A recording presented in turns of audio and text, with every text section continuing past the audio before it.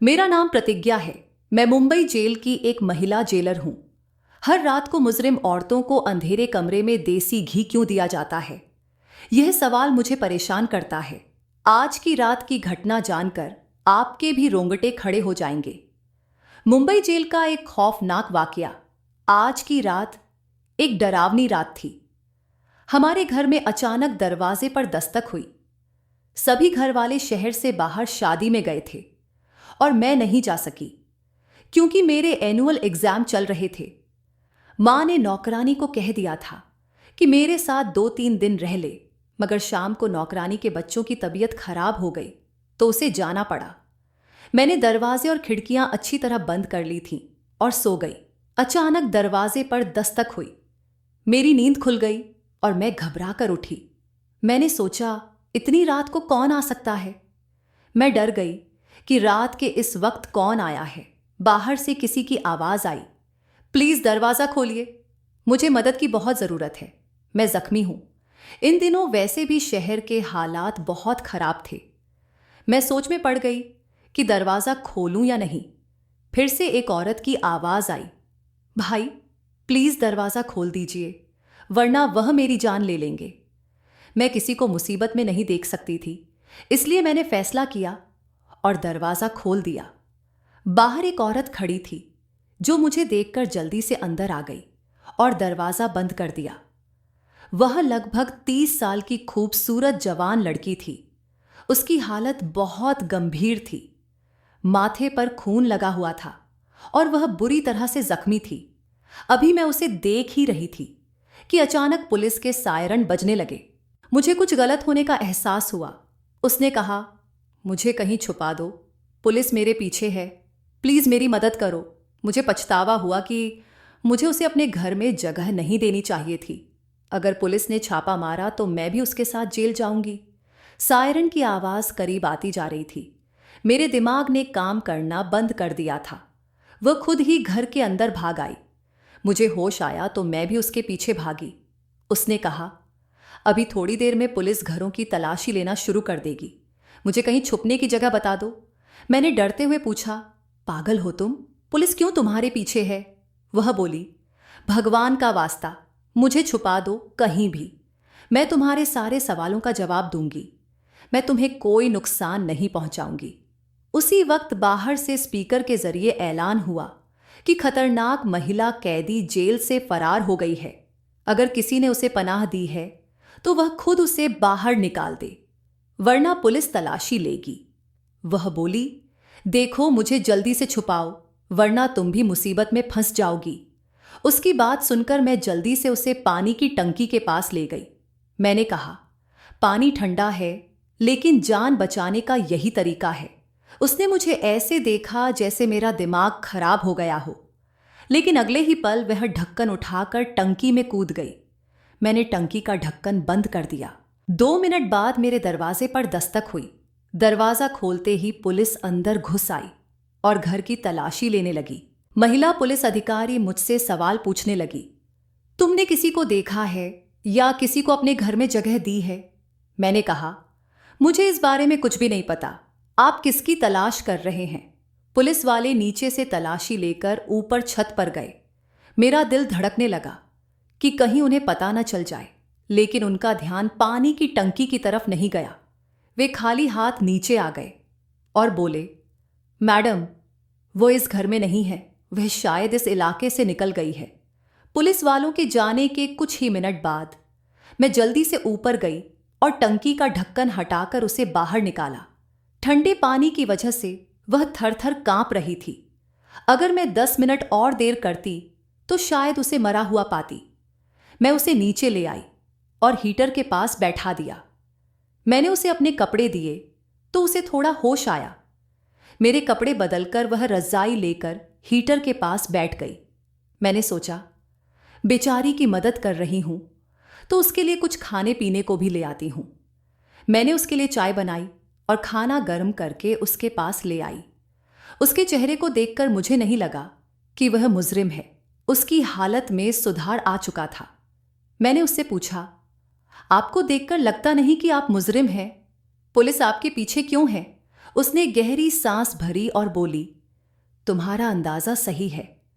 मैं मुंबई जेल की कैदी नहीं, वहां की जेलर हूं। यह सुनकर मेरे होश उड़ गए। एक जेलर के पीछे पुलिस? लेकिन क्यों? मैंने पूछा। आप जेलर होकर मुजरिमों की तरह क्यों भाग रही हो? वह बोली, यह एक लंबी कहानी है। सुनकर क्या करोगी? मैंने कहा, देखिए, मैंने आपको अपने घर में जगह दी है और आपकी मदद की है। अब आपको अपनी कहानी मुझे सुनानी होगी, क्योंकि मैंने भी मुंबई के जेल में जेलर के लिए अप्लाई किया हुआ है। मुझे आपसे वहां के हालात जानने होंगे। वह बोली, ठीक है, अगर तुम्हें इतना ही जानने का शौक है तो सुनो। मेरा नाम गौरी है और मैं एक इज्जतदार खानदान से ताल्लुक रखती हूं। मेरे पिताजी मुंबई के थाने में हवलदार थे। उन्होंने हमें सच्चाई और ईमानदारी का सबक पढ़ाया था और यही सिखाया था कि अपने काम से हमेशा वफादार रहना चाहिए, चाहे काम कितना ही मामूली क्यों ना हो, और अपने ईमान का सौदा कभी मत करना। मेरे पिताजी ने कभी भी रिश्वत नहीं ली। हमारे घर का गुजारा गरीबी में होता था। मैं पिताजी की लाडली बेटी थी। अक्सर घर के हालात से तंग आकर मैं पिताजी से कहती थी, पिताजी, आप अपने साथियों को देखिए, उन्होंने कितनी तरक्की कर ली है, उनसे कुछ सीख लीजिए। उनके घर में सब तरह के ऐशो आराम हैं, रोजाना अच्छे अच्छे पकवान बनते हैं, और हमारे यहाँ वही रूखी सूखी खाना मिलता है। हम दिवाली पर भी अच्छे पकवान नहीं बना पाते। उनके बच्चे अच्छे स्कूल और कॉलेज में पढ़ते हैं और हम लोग सरकारी स्कूलों में जाते हैं। बाद में हमें नौकरी भी छोटी ही मिलेगी, शायद किसी क्लर्क की तरह। पिताजी हंसकर कहते, बिटिया रानी, तू फिक्र न कर, तेरे भाग्य में बहुत बड़ी नौकरी है। मैं मजाक में कहती, पिताजी, क्या मैं मुंबई जेल की जेलर बनूंगी?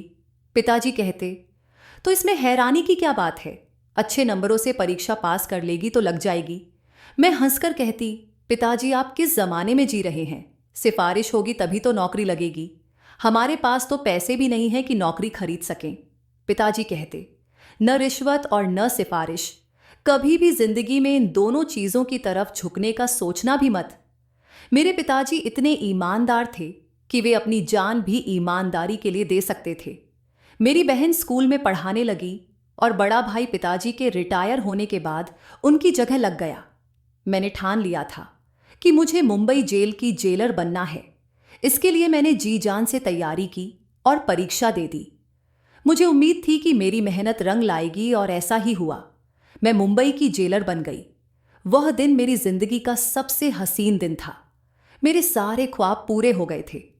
पिताजी ने सिर्फ इतना कहा, जेल में अलग अलग तरह की परेशानियां आएंगी, बस ईमानदारी से अपनी ड्यूटी करना। मैंने अपनी ड्यूटी संभाल ली। मुंबई जेल एक बड़ी जेल थी और वहां बहुत सी महिलाएं कैद थीं। शुरू के दिनों में सब कुछ बहुत अच्छा लग रहा था। मुझे लगता था जैसे मेरे पास एक पावर है। जब लोग मुझे सलामी देते तो मेरा सीना गर्व से चौड़ा हो जाता था। गौरी थोड़ी देर के लिए रुक गई। मुझे उनकी कहानी सुनने का बेसब्री से इंतजार था। मैंने कहा, गौरी, आगे बताइए ना। गौरी ने फिर से शुरू किया। कैदियों को उनके अपराध के अनुसार कैद किया गया था।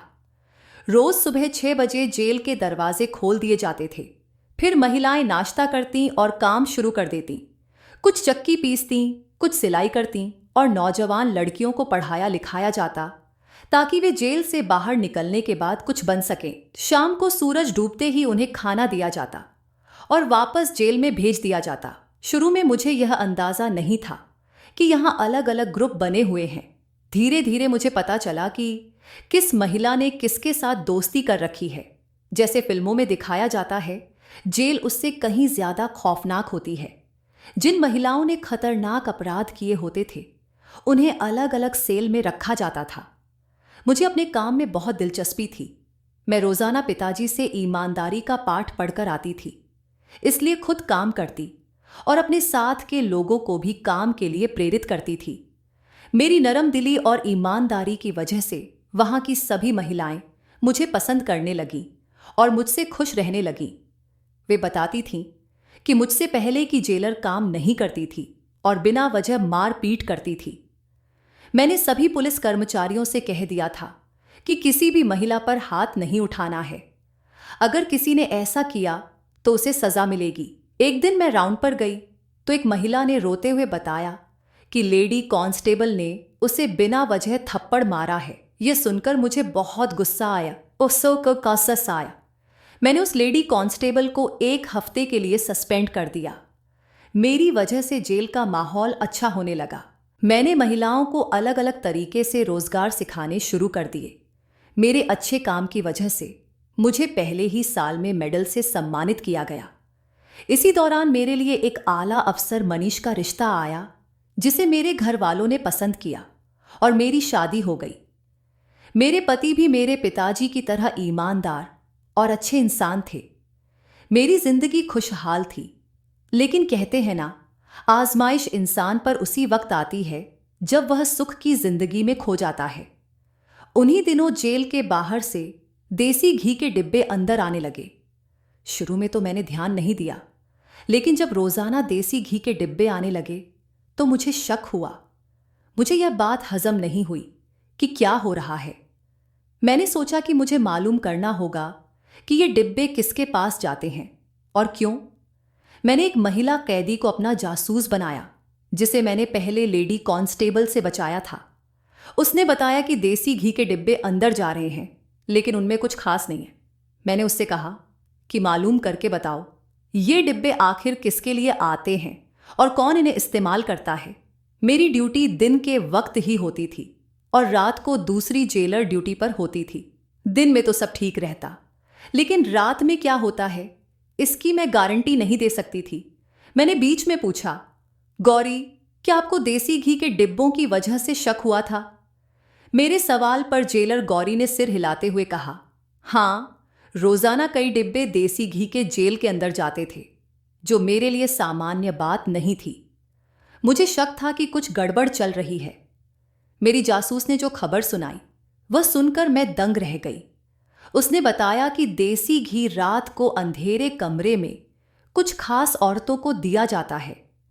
रात की ड्यूटी वाली जेलर और सारा स्टाफ इस बात को जानते थे और आपके ऑफिस के कुछ लोग भी इसमें शामिल थे। मैं उलझन में पड़ गई कि अंधेरे कमरे में देसी घी क्यों औरतों को दिया जाता है। मैंने अपनी जासूस से कहा, मुझे उन औरतों के नाम बताओ जो रोजाना अंधेरे कमरे में जाकर देसी घी खाती हैं। जासूस ने जिनके नाम बताए, उन्हें देखकर मैं चौंक गई। पहले वे इतनी सेहतमंद नहीं थीं, मगर अब वे काफी तंदुरुस्त लग रही थीं।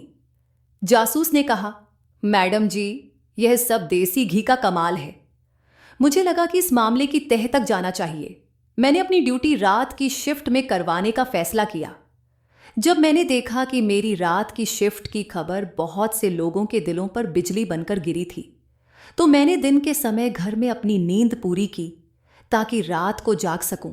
रात के 9 से बजते ही मैंने देखा कि लेडी कांस्टेबल चोरी चोरी कहीं जा रही है। मैंने उसका पीछा किया और देखा कि वह अंधेरे कमरे में मुजरिम औरतों को देसी घी दे रही थी। मैंने 2-3 दिन यही रूटीन देखा, लेकिन इसके अलावा कोई और बात मेरी समझ में नहीं आई। एक रात मैंने सोचा कि मुझे और सबूत मिलेंगे। रात के 11 बजे थे। मैंने सिर नीचे कर सोने का नाटक किया। थोड़ी देर बाद लेडी कांस्टेबल आई और मुझे सोता देखकर बाहर चली गई। वह किसी से कहने लगी, लगता है कि नींद की दवा ने असर दिखाया है। मैडम सो रही हैं, बस कुछ ही घंटे बाकी हैं। मैंने उठने की कोशिश की ताकि देख सकूं कि क्या हो रहा है। मेरा सर चकराने लगा। मुझे नींद की गोलियों का असर हो रहा था और मैं वहीं पर सो गई। सुबह जब उठी तो सर भारी हो रहा था। मैंने घर जाने का फैसला किया। घर जाकर मैंने सोचा कि उस लेडी कांस्टेबल के साथ और कौन था। रात को दोबारा ड्यूटी पर गई और इस बार चाय नहीं पी। मैंने चुपचाप वॉश बेसिन में बहा दी और आंखें बंद कर लीं। थोड़ी देर बाद वही कांस्टेबल आई और मुझे सोता देख बाहर चली गई। मैंने भी बाहर निकलकर देखा कि अंधेरे कमरे में औरतें क्या कर रही थीं।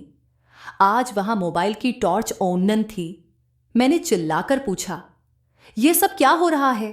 मैंने देखा कि वे औरतें सुरंग खोद रही थीं। यह जानकर मुझे झटका लगा।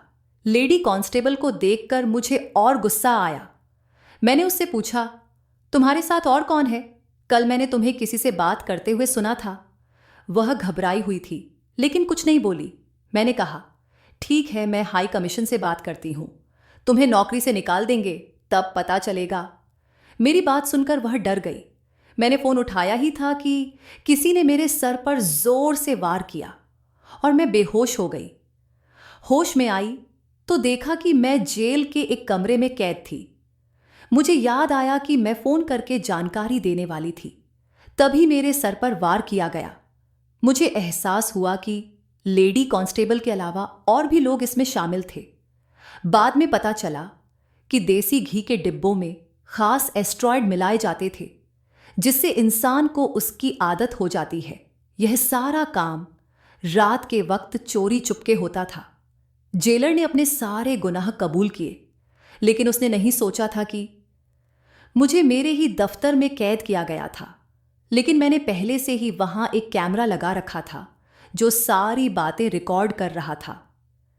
जब भी मुझे किसी से उसका जुर्म कबूल करवाना होता था, मैं उसे इसी कमरे में ले जाती थी और उसका बयान इस कैमरे में रिकॉर्ड हो जाता था, जो बाद में एक सबूत के तौर पर काम आता। उसने मेरी तरफ से कोर्ट को ऑफिशियल तौर पर छुट्टी की दरखास्त भेज दी ताकि मेरा गायब होना किसी को खटक न सके।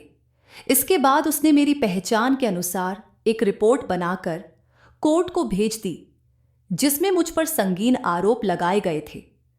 उसका इरादा मुझे रास्ते से हटाने का था। आज शाम जैसे ही वह मेरे लिए खाना लेकर कमरे में आई तो मैंने उस पर काबू पाकर वहां से फरार हो गई। तब से वह मेरे पीछे पड़ी है ताकि मुझे पकड़ सके। यही थी मेरी पूरी कहानी, जिसे सुनने के लिए तुम इतनी बेचैन थी। मैंने सारी कहानी सुनकर गौरी से पूछा, लेकिन अब आप अपनी बेगुनाही कैसे साबित करेंगी? जेलर गौरी कहने लगी, मुझे बस किसी भी तरह वह खुफिया कैमरा अपने कब्जे में करना है। सारी बातचीत रिकॉर्ड है, मगर यही मैं सोच रही हूं कि अब मेरा वहां जाना खतरे से खाली नहीं है। जब तक मैं अपनी बेगुनाही साबित नहीं कर लेती, तब तक मैं कहीं नहीं जा सकती। किसी भी तरह से मुझे उस कैमरे को हासिल करना होगा। मैंने कहा, मैं आपकी मदद कर सकती हूं। गौरी मुझे हैरान होकर देखने लगी। मैंने कहा, मैंने जेलर के लिए अप्लाई किया हुआ है। मुझे लगता है कि आपको नौकरी से निकाल दिया गया है। तभी तो दूसरी जेलर के लिए अखबार में विज्ञापन दिया गया था। मैंने अप्लाई कर रखा है और अब टेस्ट देने जाना है। अगर मेरा सिलेक्शन हो गया तो आपकी बेगुनाही मैं खुद साबित कर दूंगी। मैंने जेलर गौरी से कहा, मेरे घर वाले ऋषिकेश शादी में गए हुए हैं। आप जब तक चाहें यहां रह सकती हैं। मगर अगले ही दिन उन्होंने अपने पति को फोन किया और उसके साथ चली गई। मुझे यह सारी कहानी जानकर गौरी के लिए बहुत दुख हुआ। गौरी एक ईमानदार जेलर थी। अगले दिन मैंने पेपर दिया और प्रार्थना की कि मैं जेलर के तौर पर अपॉइंट हो जाऊं। मेरा मकसद गौरी की बेगुनाही साबित करना था और इसके लिए जरूरी था कि मैं मुंबई जेल के अंदर जाती, और यह सिर्फ जेलर की हैसियत से मुमकिन था। मेरी प्रार्थना रंग लाई और मुझे सिलेक्ट कर लिया गया। इंटरव्यू की सारी तैयारी गौरी ने करवाई थी, जिसकी वजह से मैं कामयाब हुई थी। पहले दिन ही मैंने देखा कि कौन सी औरतें थीं जो सुरंग खोद रही थीं और देसी घी का सेवन कर रही थीं। इन औरतों को देखकर लगा कि इनका काम अभी भी जारी था। मैंने चुपचाप बड़े अधिकारियों को लेटर लिखकर यह बताया कि जेल में सुरंग खोदी जा रही है और इसके जिम्मेदार रात की ड्यूटी वाली जेलर और लेडी कांस्टेबल हैं। इसके साथ ही मैंने वह कैमरा भी सबूत के तौर पर साथ में भिजवा दिया, जो मुझे ठीक उसी जगह मिला था जिसका मुझे गौरी ने बताया था। ठीक रात 11 बजे जेल के सेल में छापा पड़ा जहां सुरंग खोदी जा रही थी, और उन औरतों को सुरंग खोदते हुए रंगे हाथों पकड़ा गया। लेडी कांस्टेबल और नाइट ड्यूटी वाली जेलर को गिरफ्तार कर लिया गया और उन्हें कड़ी सजा सुनाई गई। यह सब मैंने अपनी ड्यूटी के दूसरे ही दिन किया था, क्योंकि मेरा इरादा ही यही था कि सच सामने लाया जाए। जेलर गौरी की बेगुनाही साबित हो गई और उसे उसकी पोस्ट दोबारा से दी गई। मुंबई जेल की नाइट ड्यूटी और जेलर की पोस्ट गौरी को दे दी गई और दिन की ड्यूटी मुझे मिल गई। जेलर गौरी ने मेरा बहुत शुक्रिया अदा किया और कहा, तुम्हारा बहुत एहसान है कि तुमने मेरी मदद की। अब मेरी जेलर गौरी के साथ बहुत अच्छी दोस्ती हो गई है। हम दोनों ने मिलकर जेल का माहौल बहुत अच्छा कर दिया और सब कुछ पहले की तरह अच्छा होने लगा। दोस्तों, उम्मीद करती हूं कि आपको हमारी कहानी पसंद आई होगी। अगर कहानी पसंद आई है तो वीडियो को लाइक करें, चैनल को सब्सक्राइब करें और नोटिफिकेशन बटन को जरूर दबाएं ताकि अगली अपडेट सबसे पहले आपको मिले।